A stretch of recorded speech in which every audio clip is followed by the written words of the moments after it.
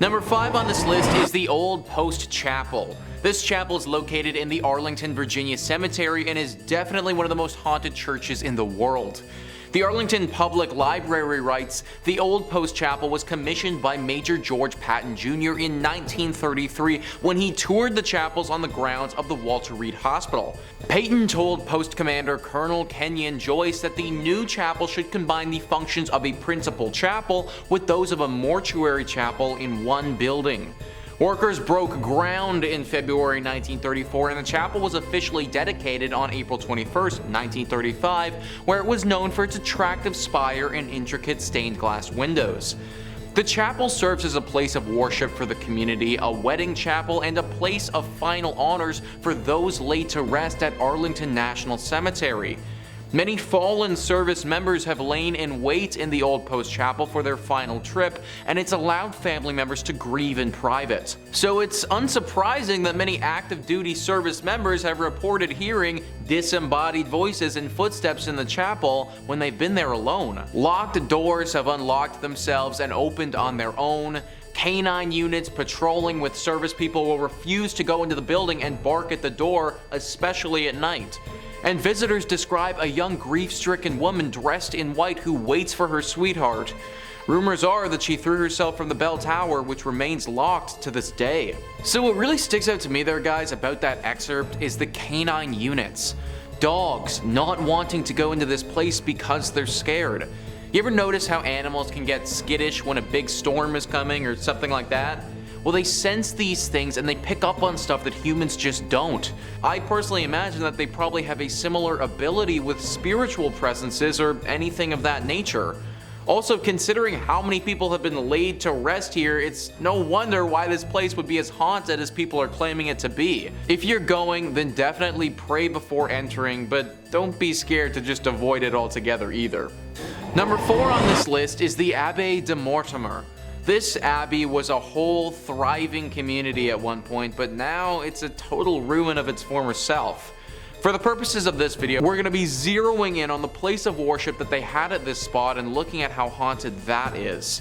And let me tell you, it's pretty freaking haunted. In the 15th century, this place was booming and one of the brightest communities in France. It really looked like it was on the come up. But fast forward 200 years later and things had really fallen off. Greed had taken over and the men who were in charge were far more interested in their personal gain than the growth of this place. People started leaving and things started to wear and tear with time. Eventually there got to a point where there were only a handful of monks still there living under the leaky roof of this abbey. Well, in 1790 they met a very grim and sick fate. This was the time of the French Revolution and religion was very much out of favor. A group of revolutionists swept through the area and believing that the monks had some sort of treasure hidden here, they took them into the cellar and they killed them. The manner to which these men died was brutal. Because of this, it's believed that their spirit still clings to the ruins of this place. Future owners of this location had many run-ins with ghosts and even had to perform some exorcisms in their time being there. There have also been reports of werewolves and other demonic creatures here. The monks are by far the most spotted poltergeists though. The crazy thing is that apparently they aren't that evil. One would think that after their life was so ruthlessly stripped away from them that they would harbor some anger, but apparently they don't. If you do make it out here, then I recommend you pray not only as a form of safety, but also as a sign of respect for the souls of the monks who still live here. Number 3 on this list is the Aquia Episcopal Church. Heading back to Virginia with this one, this church is located in a place called Stafford. The church itself is rather beautiful and looks super unsuspecting. Some of the other churches on this list in our previous part just gave me the vibe that something was up, but this one doesn't. The outside and the inside make you feel homey and very safe. Problem is, this isn't the case. Only in your state writes, one of the most famous mysteries associated with the church is that of the golden-haired skeleton. No one knew about the death of the woman who was murdered inside Aquia until her skeleton was later discovered in the Rectory, and her hair was later discovered in the belfry. and her hair was still intact, just as blonde as the day she died. At the time, the church had lost funding due to the Revolutionary War, and that might have been the reason why no one discovered her body until later. The event seems equally tragic and mysterious. It's been said that bloodstains from the murder remained on the floorboard for nearly 100 years until it was replaced altogether with concrete. Not so surprisingly, many ghost stories worked their way through the community after the skeleton was discovered. Many parishioners refused to set foot in the church after dark. In the 1900s, people decided to seek evidence of hauntings for themselves. Many returned with chilling tales of having encountered an unfriendly presence. Even today, there's plenty of paranormal activity associated with the church grounds. Many visitors have reported hearing footsteps running through the graveyard accompanied by the sound of a violent struggle. Others claim to see the figure of a young golden-haired woman peering from the balcony window. So clearly this church has got a pretty dark history to it. It's said that the skeleton that was found was of a woman who was murdered by some men prior to the Revolutionary War. The church then closed for the war and reopened after it, so her body would have been stuck here decomposing for probably decades. It's no wonder that her soul hung on to this place and refused to let go. It's honestly really very sad if you ask me, because from all the reports that I read, her ghost isn't evil, it's just a lonely one. It's clear by the way she holds herself that she doesn't want to be stuck in this purgatory place, she just is.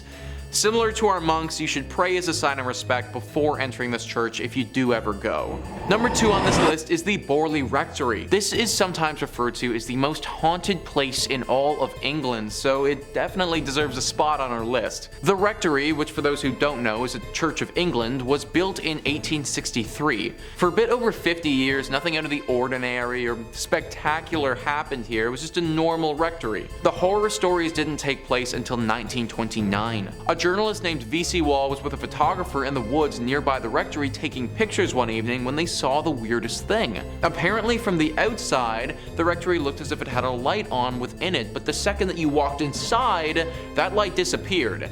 This phenomenon baffled both of the men, and they thought that something paranormal might be happening. Wall also reportedly said that he saw a nun that evening, or what looked to be the ghost of a nun, walking in the garden. After they told people about this story, some ghost hunters came forward and provided an explanation. Back in the 1300s, there was a monastery here.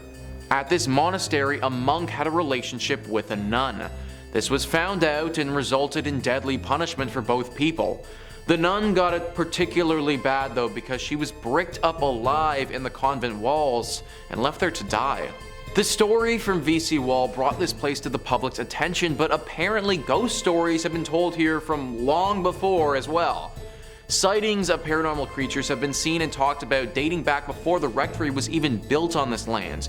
Clearly this whole area is just inherently cursed, and this rectory just happens to be built on it. Strange rapping sounds, bells ringing, objects moving and flying around without anybody touching them. These are all very common sightings at the Borley Rectory. The ghost of this nun is also a regular character here, making herself known to newcomers quite often. If you happen to get really lucky, then you may also see a ghost coach with 2 horses and a headless coachman.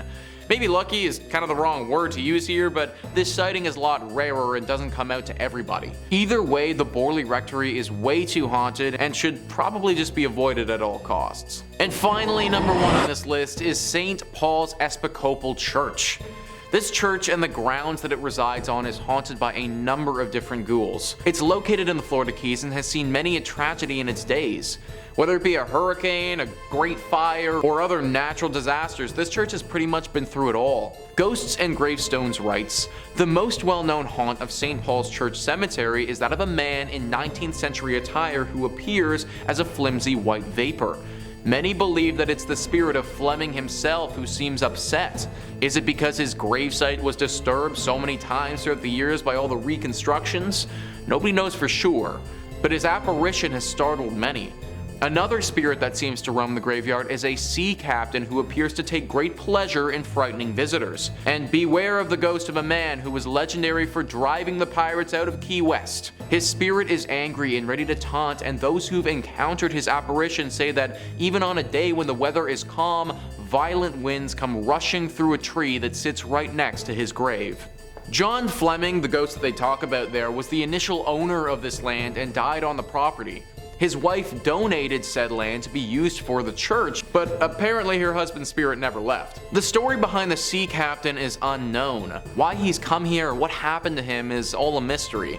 One thing is for sure though, he is a very dangerous ghost, and many visitors have reported being assaulted and terrified by him. This is definitely one of those churches that I would again avoid altogether, but if you do go, then make sure you say a prayer before entering. Coming in at number 5, we have the Vatican Secret Archives. The Vatican Secret Archives is considered to be the world's most secure building, but why is it so locked down? What secrets are being hidden behind the walls? The amount of history located there is immense. The Vatican Secret Archives is home to the largest collection of Catholic books, documents, and doctrine in the world. It boasts letters from well-known figures such as Abraham Lincoln and Mary, Queen of Scots. It contains 53 miles of shelving with 35,000 volumes in the selective catalogue alone. The archives also include state papers, correspondence, account books, and many other documents the church has acquired over the centuries. Naturally, many people have speculated that there must be secret documents amongst the 50+ miles of shelving in the Vatican's archives. Of course, no one is allowed to browse the archives, which makes it even more mysterious. Only select scholars, academics, and journalists are allowed to enter, and this is a rule that will never likely change. Many believe that the Pope and many people around him keep very classified and secret information in the archives that they don't want the world knowing. One theory is that the archives contains correspondence between St. Paul and Emperor Nero pertaining to Jesus' existence and his biological descendants, and some believe that the Vatican may be hiding proof that Jesus did in fact exist or didn't exist at all. Next is the confirmation and evidence of alien life forms such as extraterrestrial skulls. Some claim that in 1998 skulls with elongated heads and small faces resembling aliens were found underneath the Vatican. Ever since, the Vatican has kept all evidence of aliens a secret to not discredit Christianity. Another secret being held from the world is the Grand Grimoire, which is an alleged medieval book that is believed to possess immense powers. It was written in the 16th century by Honorius of Thebes, who claimed to be possessed by the devil himself. In the book, it has instructions on how to make magic talismans and amulets, how to make magic spells, and even how to summon demons, and even offers instructions on how to summon the devil himself and make a deal with him. If the Vatican is keeping world-shattering secrets in its archives, we may never know due to its high level of security, and it only being accessible to a slight few. So our questions of what is really in there may never be answered. In at number 4, we have the Church of Rome. Destruction of important Jewish historical documentation. In 1415, the Church of Rome took an extraordinary step to destroy all knowledge of the 2 2nd-century Jewish books that is said contained the true name of Jesus Christ. The Antipope Benedict XIII firstly signaled out for condemnation a secret Latin treatise called Mar Jesu, and then issued instructions to destroy all of the copies of the Book of Alexei. No editions of these writings now publicly exist, but church archives recorded that they were once in popular circulation and known to early presbyters. Knowledge of these writings survived from quotations made by Bishop Hippolytus of Rome and Saint Epiphanius of Salamis, along with references in some early traditions of the Talmud of Palestine and Babylonia. The rabbinic fraternity once held the destroyed manuscripts with great reference, for they were comprehensive original records reporting of the life of Rabbi Jesus. Later, in a similar manner, Pope Alexander VI ordered all copies of Talmud destroyed. The Council of the Inquisition required as many Jewish writings as possible to burn with the Spanish Grand Inquisitor. Thomas de Torquemada, responsible for the elimination of 6,000 volumes at Salamanca. In 1550, Cardinal Carafe, the Inquisitor General, repealed all previous permission for priests to read the Talmud, which he said contained hostile stories about Jesus Christ, leading him to seize every copy he could find in Rome and burn them. Solomon Romano also burnt many thousands of Hebrew scrolls, and in 1559 every Hebrew book in the city of Prague was confiscated. The mass destruction of Jewish books included hundreds of copies of the Old Testament and caused irreversible loss of many original handwritten documents. The mass destruction of Jewish writings, the church overlooked 2 particular British documents that still exist to this day in the British Museum. Coming in at number 3, we have the Orphans of Duplessis. In the 1930s and 1940s in Quebec City was marred by unprecedented acts of corruption and repression due to a conservative revolution better known as the Great Darkness, which was led by Premier Maurice Duplessis, and many of the acts were involving the Catholic Church. In 1940, the Duplessis government and along with the Catholic Church began to diagnose orphan children with mental problems, even though these children were perfectly healthy. Due to this, thousands of orphan children were sent to a psychiatric institution of the church so that the church could receive a government subsidy for the treatment of these children. Unfortunately, this was a reality for so many because mental health wasn't as widely known as today, and it was unknown how to treat those suffering back then. At this time, many orphanages were converted into asylums for children, and more than 20,000 were misdiagnosed and imprisoned in asylums so that the Catholic Church could earn more money. According to reports, many of these children weren't orphans at all, but children coming from single mothers who were forcibly taken into church custody, and they didn't admit children out of wedlock. The people forced to be involved in this were subjected to nightmares, including drug testing and other medical experiments like electric shock therapy. In the 1990s, almost 3,000 survivors of the Duplessis orphan scandal revealed the horrific events they had to go through, but the government made a sad excuse of a settlement with the victims, and the Catholic Church remained silent to stifle the scandal. In at number 2 we have Joan of Arc. Most people know the story of Joan of Arc. She is mostly considered a hero of France for her role during the war. She is now considered a saint, but the Catholic Church hated her. She claimed that she was receiving messages from God, instructions on what she should do to help her people. This angered many higher-ranking officials within the church. Joan saw her first vision around the age of 13 in 1425. The figure she identified as Saint Michael, surrounded by angels, appeared in her garden. After receiving the vision, she wept as she wanted to go with him. Throughout her life, she continued to be visited and given messages from the Lord. By 1428, Joan's visions told her she must leave her home and go to France. Since then, she gained followers and support in her fight to recover France from English domination. The Catholic Church denounced her visions and set out to take her down. In 1430, Joan was captured. She was put on trial for heresy, even though Joan was a devout Christian. They gave Joan as many charges as they could, hoping she would be found guilty of at least one of them. The military were relieved of her capture. They believed her to have supernatural powers. They feared her as it was not typical for women to wield such power and command. One of the most well-known charges against Joan was that she wore men's clothing, something apparently illegal back then. In reality, this came from the fact that she wore armor while in enemy territory, something not seen as being ladylike for the time. The trial was not conventional for the time. It was clear no matter what she did, they were determined to find her guilty. Although she was impressive during the trial, she was ultimately found guilty. She was found guilty of heresy and sentenced to death. She was to be burned at the stake. Joan is seen as a hero and a saint today. The Catholic Church tries to distance themselves from her mistreatment. And finally, in at number 1 we have the Vatican's quest for aliens. It might surprise you to know that the Catholic Church has a keen interest in aliens. They hold a conference each year to talk about astrobiology. If you haven't heard that term before, it's a term they created to make their meetings about aliens seem more legitimate. The Vatican has often defended itself in the public about their interest in extraterrestrial. As they often state, evolution is not something they believe in. You would assume they also didn't believe in aliens. The Vatican even has its own team of scientists looking into the existence of these beings and attempting to make contact. The chief astronomer stated, "There is no conflict between believing in God and in the possibility of extraterrestrial brothers, perhaps more evolved than humans." He went on to explain that you cannot put limits on God's creative freedom, so it makes sense after creating Earth he would go to create other beings. Some even believe that humans are lost sheep of the universe, and we need to find the more evolved of God's creations. All of this would not be such a surprise if they hadn't condemned science since the creation of the church. In the 17th century, they condemned the astronomer Galileo for insisting that the Earth revolved around the sun. It seems they have progressed in some of their beliefs since then. Some believe that they spent a lot of money on their exploration into space and have even discovered a few things that they are keeping to themselves. Some historians believe that within the Vatican secret archive there is evidence of contact with extraterrestrials. It is not known why they would keep this information from the world. Do they want to use it to further their beliefs, or maybe they don't consider everyone to be worthy? We do know there are stories of communication with other beings, but the information is mostly kept with the church. In 1917, 3 children saw the Virgin Mary, who gave them a telepathic message. The message was that we are not alone on the planet. They warned that humanity needs to prepare for their return. The Catholic Church censored these messages. The only person who knew the full content of the message was the Pope, who refused to release the details of all 3. This is just one instance of messages received on Earth that have been held by the Vatican for years. It is believed they have no intention to release this information. The archive is heavily guarded. Who knows what could be hidden within their findings? Number 5 on this list is the Lady of Guadalupe Church.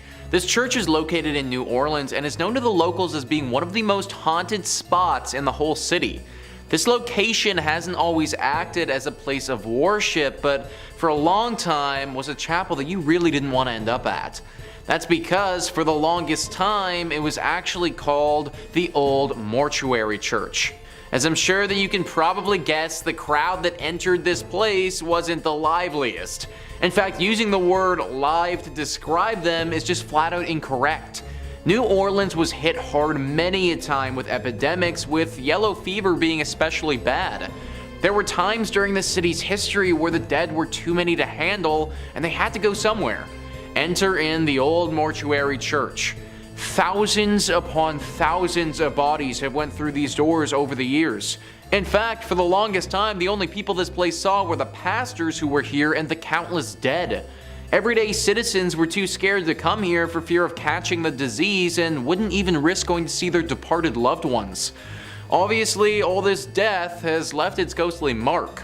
Eventually, it was turned into a full-fledged church that people attend, but not before the spiritual damage had been done. Nowadays, the spirits of some of those who died during this harsh period in New Orleans history still haunt the area. Glowing orbs have been seen by those who frequent the church floating around at nighttime. Subtle and faint moans can be heard echoing throughout the walls, as if the moans themselves were wind blowing through the church. The ghost of a man has said to approach people from time to time claiming he needs help and that he was never sick to begin with. This is definitely one of those churches who's seen its fair share of tragedy over the years, and it shows. However, believe it or not, it may not be the most haunted church in New Orleans, but more on that later. Number 4 on this list is St. Helenas Chapel of Ease. This chapel is located in South Carolina and is a ruin of its former self. A website all about Beaufort, South Carolina writes, "The chapel was destroyed in a horrendous forest fire that happened after the Civil War. Today, the ruins of the chapel and a graveyard remain. The vault still remains out of order to this very day. The planters left St. Helena with the arrival of Union forces in 1861, and the church never regained its stature. Some stories relate that Union soldiers used it for services during the war, as well as Northerners who came to the area after the war to educate and train the former slave population. The door of the Fripp's vault was ruined by the soldiers, and at some point it was decided to brick up the entrance. According to the story, workmen did a very good job of sealing the vault, only to return the following day to find the bricks removed and neatly stacked beside the mausoleum. This had occurred many times. Convinced that the supernatural was at work, the job remained unfinished. Local authorities had assured that no one had been in the area the previous night long enough to complete such a task. Today, the vault remains empty. The door is half sealed by bricks. One might find the experience of looking into the vacant vault more than a bit unsettling, if not downright eerie. Ever since that moment, regular ghostly sightings have been reported here. A woman dressed in 18th century clothing carrying a child through the graveyard is one of the most frequent apparitions that takes form. People have also talked about hearing people singing here even though they'll be completely by themselves. Usually these songs sound like church songs and are quite beautiful actually. Also, just a general feeling of uneasiness has been reported at this spot very often. This place clearly has a very strong spiritual presence, and I'd highly recommend giving a prayer before entering it. Number 3 on this list is Nidaros Cathedral. Located in Norway, this is referred to by locals as the most important Norwegian cathedral and also the most haunted. Taking a look at this thing on the outside, it's certainly very beautiful, but also gives me some serious haunted vibes. And those vibes are well founded. The church was finished being built in 1300 and is directly in the center of the city of Trondheim. It's certainly been around for a large part of Norway's history, however the hauntings at this church have been pretty recent relative to how long it's been around. It all started in 1924 when Bishop Mary Gleditsch saw something pretty scary and gruesome. The ghost of a monk who had a massive slash directly across his neck. This monk has been spotted haunting the church ever since, but the weird thing is, nobody knows why. Historians have combed through Norway's history and can't seem to find a time that any order of monks would have stayed at this church. Now at the end of the day, this doesn't mean that having a ghost monk is impossible by any means. It's totally possible that a singular monk just happened to be at this church for some reason and through some tragedy died, or by the nature of that cut was potentially murdered. Whatever his reasoning for being there, he certainly is. Many visitors have spotted him, and some have said that they've seen him playing the organ in the church before. I personally can't imagine stumbling upon a monk whose throat is totally cut playing the organ. This is definitely one that deserves a prayer before entry. Number 2 on this list is St. Louis Cathedral. So we already talked about the Lady of Guadalupe Church, but the only reason that church even exists is because of the St. Louis Church. Also located in New Orleans and arguably more haunted than the previous one. This church is interesting because one could argue that it's been around a lot longer than the other New Orleans one, but that also isn't necessarily true. That's because this is actually the 4th church to go up on this spot. 3 previous times the church that was here has suffered serious damage that caused it to get replaced. One was from a hurricane that swept through the entire area and totally knocked the church to the ground. One was by a raging fire, and one was simply by wear and tear of being around for so many years. It was during one of the times that this place was in disrepair that other church was built. Along with these incidents, it should also be noted that the church used to be used to bury some of New Orleans' prominent figures. So when you walk through this church, you're literally walking over a ton of graves in the process. Through the deep history this church has, it's no wonder that ghostly sightings are a regular here. Perhaps the most famous ghost associated with St. Louis Cathedral is that of Père Antoine. Pierre was a Spanish Capuchin friar at the St. Louis Cathedral. He arrived in New Orleans in 1774 and was named pastor. His generosity and kindness to the people of New Orleans made him very popular. He was well liked by all of New Orleans. His death on January 19, 1829 was met with a somber and mourning city. He was laid to rest inside the St. Louis Cathedral 3 days after his death. Since his death in 1829, the ghost of Père Antoine has been seen in St. Louis Cathedral by an untold number of people. His ghost is easily recognized as there's a portrait of him inside the cathedral.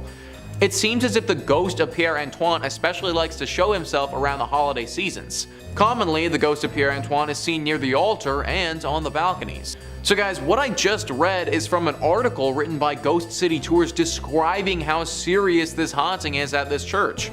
Apparently, Père Antoine isn't the only ghost either, but people have reported seeing the ghost of another pastor and some other apparitions of what looks to be people from the 1700s. Clearly, something about a New Orleans church is very attractive to the paranormal. And finally, number 1 on this list is the Abbey of the Black Hag. This church would be a tad bit difficult to pray before entering because there isn't too much left to enter. It's located in Ireland and is a ruin of its former self. The story starts many hundreds of years ago when this place was referred to as St. Catherine's Augustine Abbey. This place was established in 1298 and was pretty great right up until the last abbess took over. It's said that this woman practiced witchcraft here and brought great evil to the others that lived here and those nearby. Pope Martin V caught wind of this and ordered the immediate closure of this place. Everybody left, except for the witch. She stayed here completely by herself, practicing magic all day and all night. Eventually, through her consistent spell practicing and probably the fact that she never bathed ever, her skin blackened to such a degree that people started referring to this place as the Abbey of the Black Hag. Apparently, this witch still resides here to this day, and the locals fear going here and risking her wrath. Tales have been told of livestock going missing, weird symbols appearing in the ground, and even the occasional child wandering into this area, never to be heard from again. I feel like praying before you go to a place like this might not actually help that much. In fact, I'd just try avoiding it altogether if I was you.